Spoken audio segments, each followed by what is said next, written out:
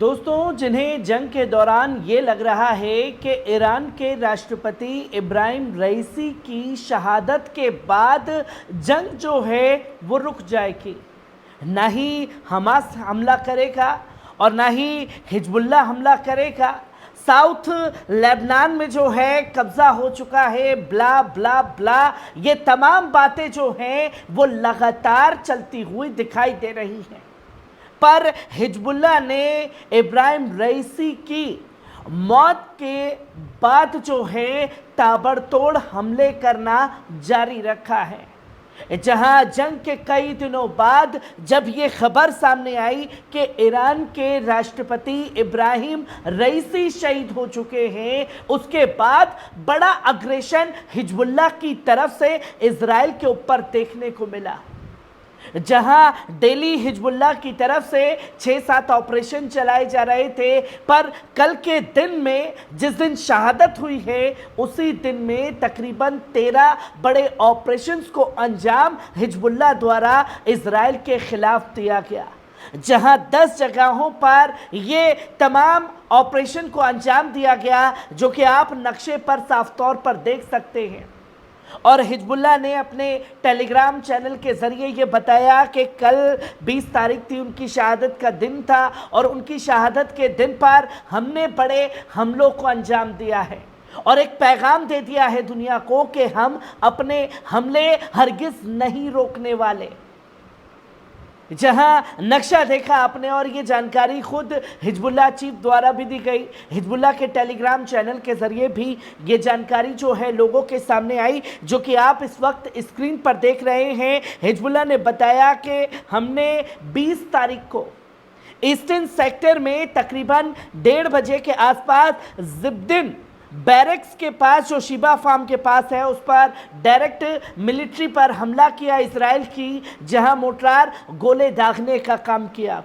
और इसी के बाद हिजबुल्लाह की तरफ से यह भी जानकारी दी जा रही है कि 1:35 पर रेमिम बैरक्स के ऊपर जो है बुरकान मिसाइलें दागी हैं और ये बताया कि रेमिम बैरक्स जो है सबसे महत्वपूर्ण बैरक्स है इजरायली सैनिकों का, जिसके ऊपर 300 से 350 किलो के बम गिराने का काम किया गया है। और बुरकान मिसाइल का इस्तेमाल जंग के बीच में कल फिर से किया गया है।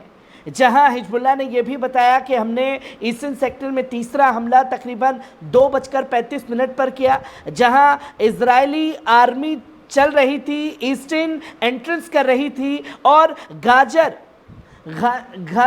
एक जगह है, उस जगह पर इजरायली मिलिट्री को टारगेट करके हिजबुल्लाह के मुजाहिदीनों ने मारने का काम किया है, उन्हें ढेर करने का काम किया है। तो वहीं 2:50 पर जानकारी दी गई कि हमने अल मर्ज साइट पर बड़ी ताकत के साथ में मोर्टार गोले दागने का काम किया है। और ये भी बताया गया कि तकरीबन 4:15 पर फिर मेटुल्ला साइट पर डायरेक्ट हमले जो हैं वो गोलियों की तड़तड़ाहट से गूंज गए, जहां हिजबुल्लाह की तरफ से भी बड़ा प्रहार किया गया।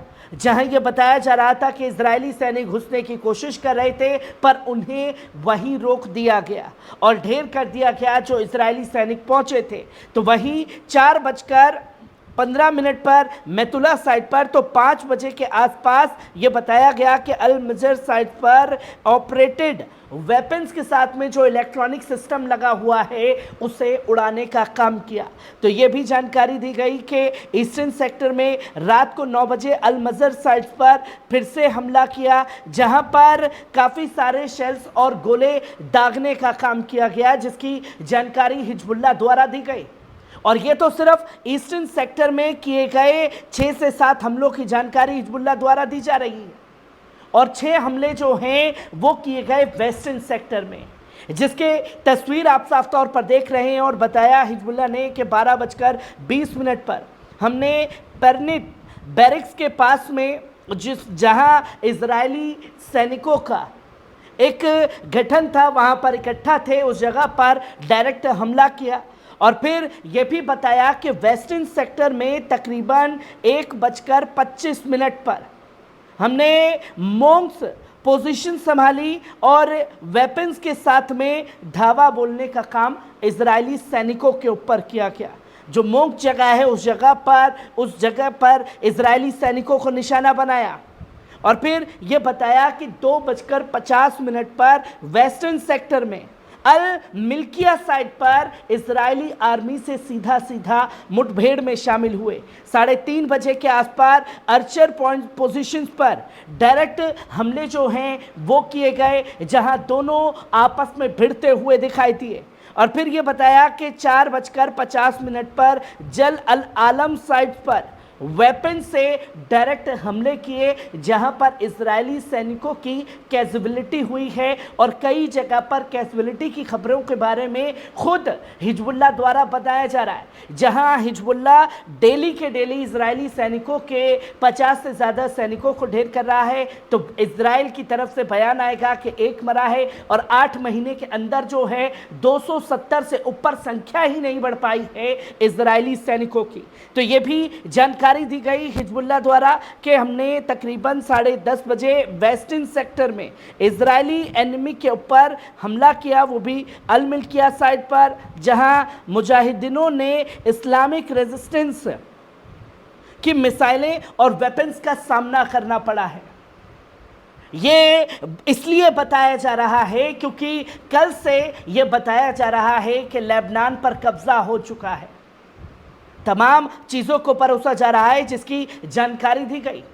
और इसी के साथ साथ आप देख सकते हैं कि रईसी साहब के इंतकाल के बाद में हिजबुल्लाह चीफ ने साफ तौर पर खुल करके ऐलान कर दिया, जहां उन्होंने ये साफ तौर पर कहा कि शहीद राष्ट्रपति को लंबे समय से करीब से जानता हूं, वे हमारे लिए बड़े भाई थे, एक मजबूत समर्थक थे और हमारे मुद्दों और राष्ट्र के मुद्दों पर विशेष रूप से यरूशलेम और फिलिस्तीन के कट्टर रक्षक थे और सभी मुजाहिदीनों के रक्षक थे।